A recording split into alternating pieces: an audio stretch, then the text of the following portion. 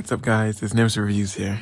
Today I want to talk about the situation that happened at the end of chapter 1007. And of course, I'm talking about Oden showing back up in front of the scabbards. Now, to be honest, I'm not really sure what I think about it.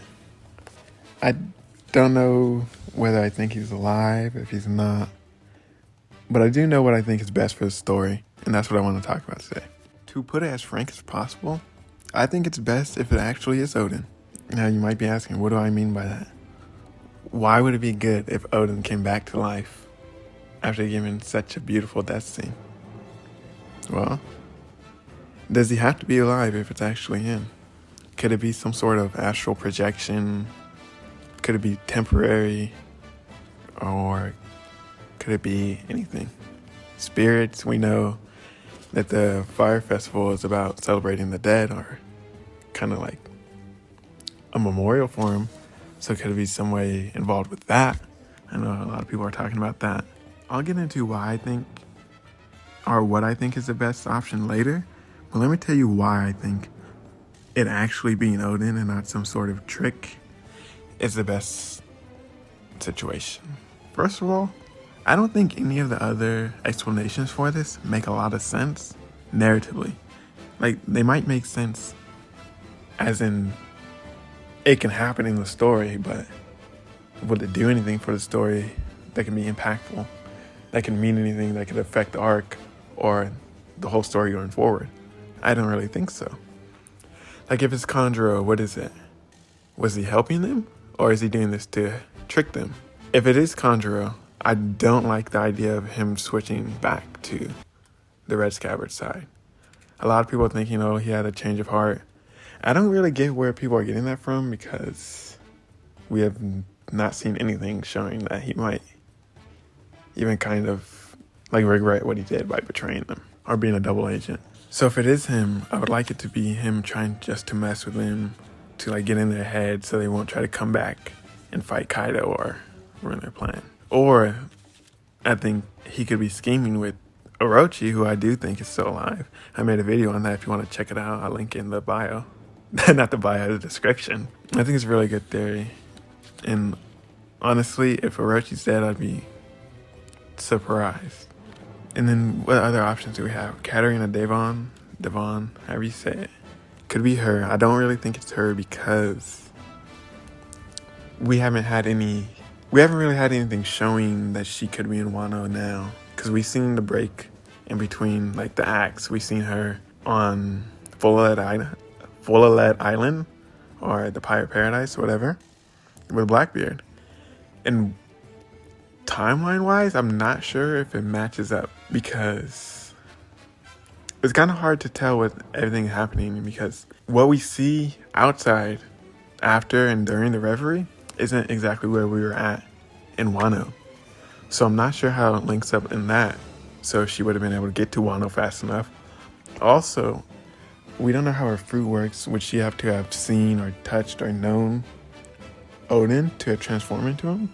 And if that's the case, did she meet him?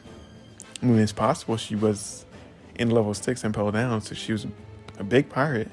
She could have ran into Roger's crew or Whitebeard's crew while Oden was on it, and then got captured and put in impaled down level 6. But I honestly don't think that's the case, because it doesn't do anything for us narratively. What does her being there mean? Nothing really. It just means Blackbeard's there, and then that's all we're going to care about is Blackbeard. And also the Conjuro one, if it's a good, like if he turns good, it does nothing for the story at all. And honestly, I think it ruins him as a character, so that doesn't contribute to the story in a good way narratively.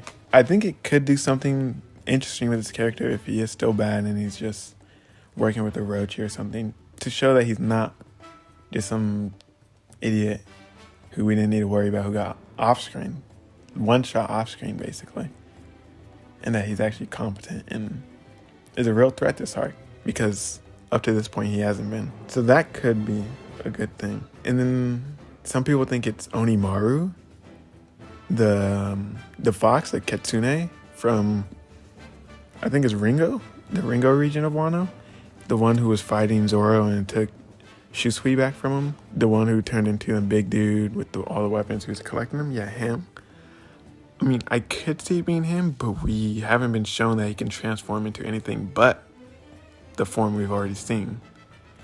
Obviously, he's a kitsune, so they're known to be able to transform, but we don't know if it's a devil fruit. We don't know if he's like an actual like mythical creature. So we're not too sure about that. I don't see that doing anything for us, because I saw his story ending after the battle's over. Like something with Zoro, where Zoro goes visits his Ryuma's grave with him, and maybe they talk or something. But that's about it. I don't see him affecting the battle in any way. Or I didn't. Even with this, I still don't see it being a good connection. And plus, what would it do for the story? I mean, obviously we don't know, because we don't know that much about him.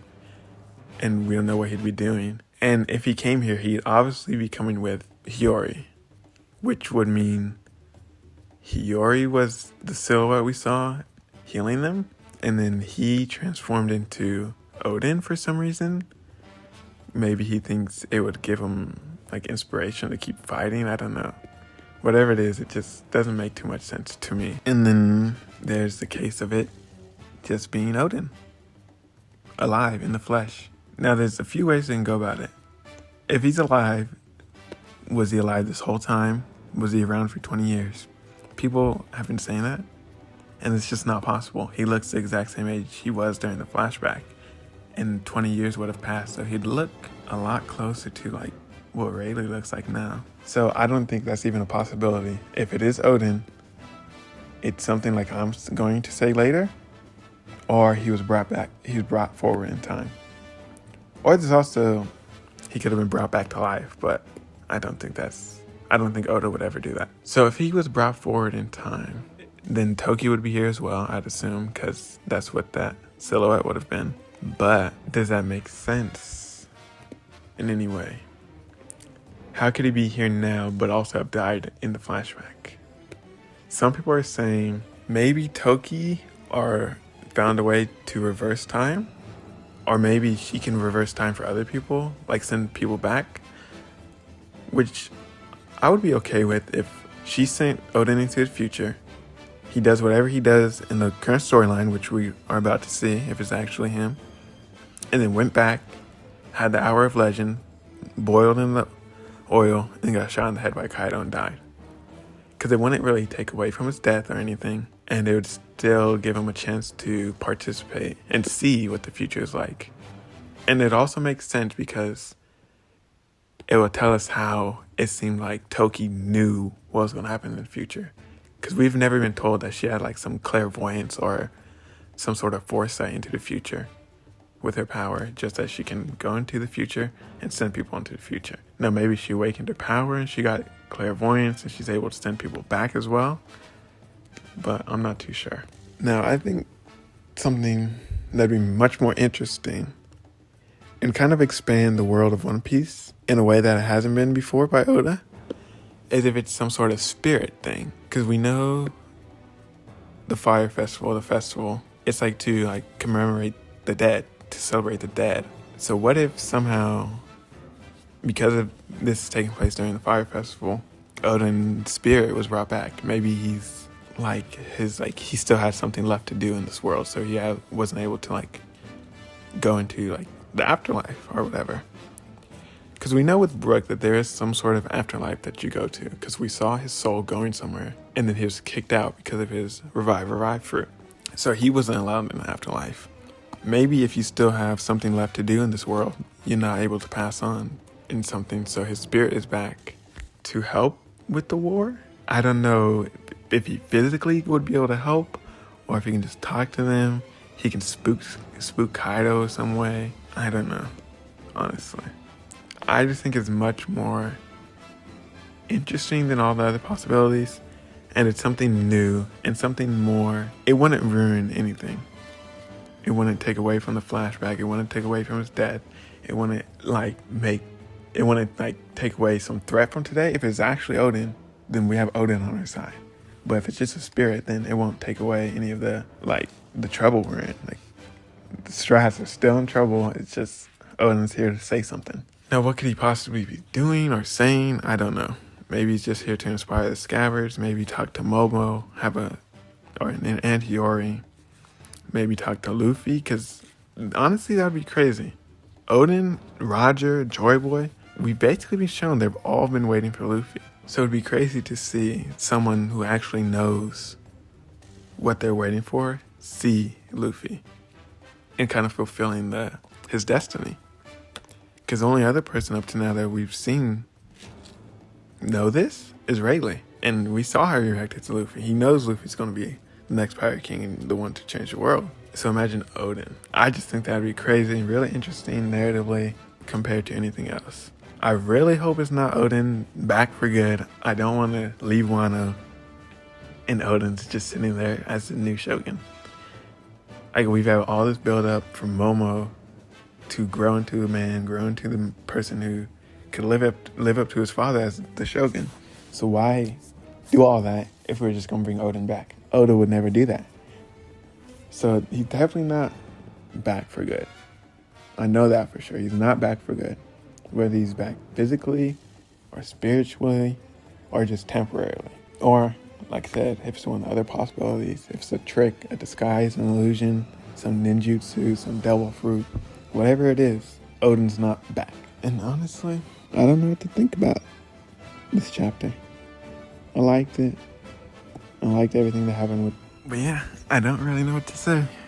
Besides the Oden stuff, like the chopper stuff was really cool. Obviously, we expected him to find the cure or whatever he did. He didn't find a cure. He kind of reverse engineered it and made a virus that could battle it and kind of fight it. At least that's how I understood it. So that was cool. I love seeing Chopper moments because I think Chopper basically had no shine in the New World. And even before that, he hasn't really had any shine since Enies Lobby when he first went Monster Point. So that was really cool.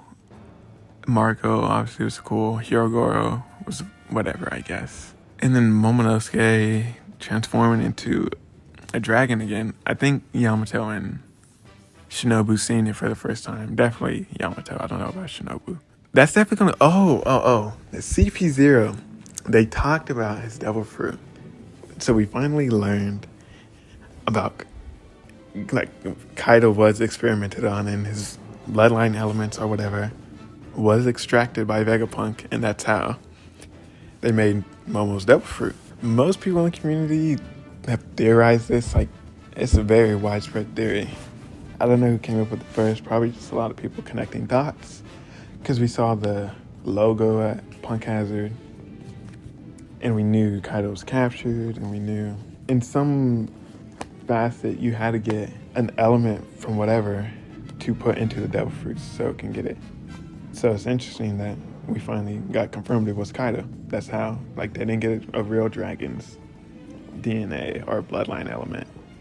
They got Kaido's and they made a fruit. Now they're saying it was a failure. Vegapunk told them it was a failure, that we've done this.